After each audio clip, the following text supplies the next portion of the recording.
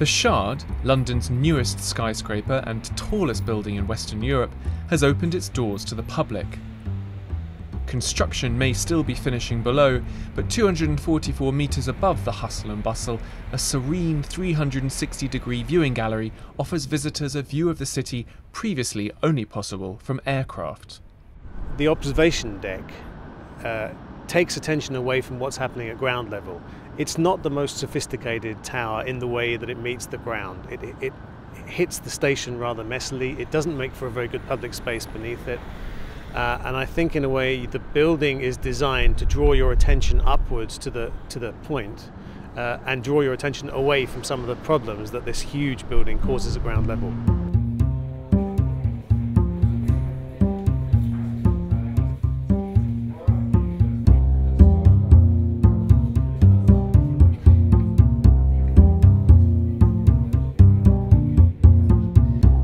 On a clear day, there's no denying that the views are spectacular, with landmarks discernible from over 10 miles away. But beware London weather. If it turns for the worse, you're stuck in the clouds. Organisers say visitors who arrive with poor visibility will be able to reschedule their ticket. Technology can also lend a helping hand.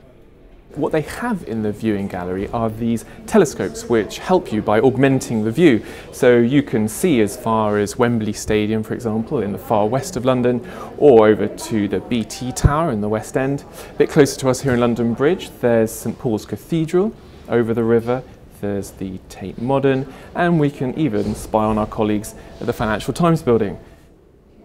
And you can look at these views in the live or the pre-recorded day, sunset and night. You might be brought back down to earth all too quickly by the ticket price though. Almost £25 per adult and just under £19 for a child. For a family of 4, that's almost £90. Every ticket we sell is a fast track ticket, which means you don't stand in queues. You get to go in during the half hour that's printed on your ticket.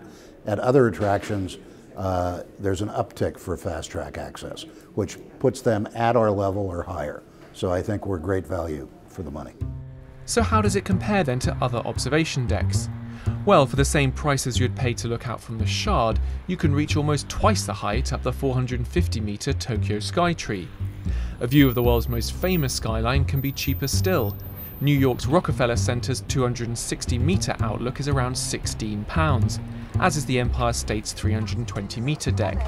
Although access to its 102nd floor, New York's highest public point at 380 metres, comes in at £40 with express access. And the Burj Khalifa, the world's tallest building, will only set you back £22 to visit its observation deck at around 450 metres. But be sure to book ahead. Tickets for this attraction, if bought on the day, will cost you an eye-watering £70.